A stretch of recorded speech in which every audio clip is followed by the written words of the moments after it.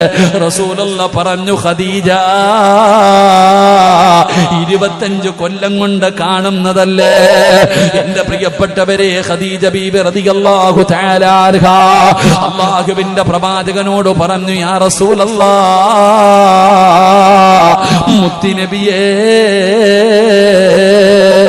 എന്റെ പൊന്നാര മകളായ ഫാത്തിമയെ പൊന്നുപോലെ നോക്കണം നബിയേ, എന്റെ ഫാത്തിമായ പൊന്നുപോലെ നോക്കണം നബിയേ.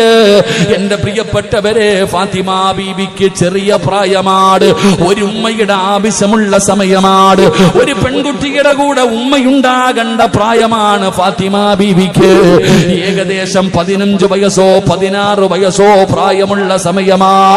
അപ്പോഴാണ് ഖദീജ ബീബി റളിയല്ലാഹു തആല അൻഹ ഫാത്തിമ എന്ന പൊന്നാര മകളെ കെട്ടിപ്പിടിച്ചിട്ട് അല്ലാഹുവിന്റെ റസൂലിന്റെ കയ്യിൽ കൊടുത്തിട്ട് പറഞ്ഞു, എന്റെ മകളെ വേദനിപ്പിക്കരുത്, എന്റെ മകളെ ഒരിക്കലും തല്ലരുത്, എന്റെ പൊന്നുമോളെ പൊന്നുപോലെ നോക്കണേ നബിയേ.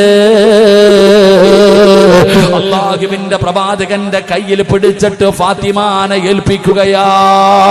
അല്ലാഹുവിന്റെ റസൂലിനോട് പറഞ്ഞു, യാ റസൂലല്ലാഹ്, എനിക്ക് പോകാൻ സമയമായി നബിയേ, എനിക്ക് പോകാൻ സമയമായി നബിയേ. ഖദീജ ബീബി റളിയല്ലാഹു തആല അൻഹ അല്ലാഹുവിന്റെ പ്രവാചകനോട് യാത്ര പറയുകയാ, നബിതങ്ങളോട് യാത്ര പറയുകയാണ്. നബിതങ്ങൾ ചോദിക്കുന്നു, ഖദീജ, നീ എന്നെ വിട്ടിട്ട് പോകുകയാണോ ഖദീജ? ഫാത്തിമ കാണുകയാണ്. എന്റെ പെൺമമാരോട് പറയുന്നത്, ആ ഫാത്തിമ എന്ന് പറയുന്ന ചെറിയ മകളെ കാണുന്ന രംഗമെന്തെന്നറിയുമോ? ഒരിക്കലും മറക്കാൻ കഴിയാത്ത ഒരു രംഗമാണ്. വാപ്പയുടെ മടിത്തട്ടിൽ കിടന്നിട്ട് ഉമ്മ പറയുകയാ, ഞാൻ പോകുകയാ, എന്റെ മരണമെടുത്തു നബിയേ,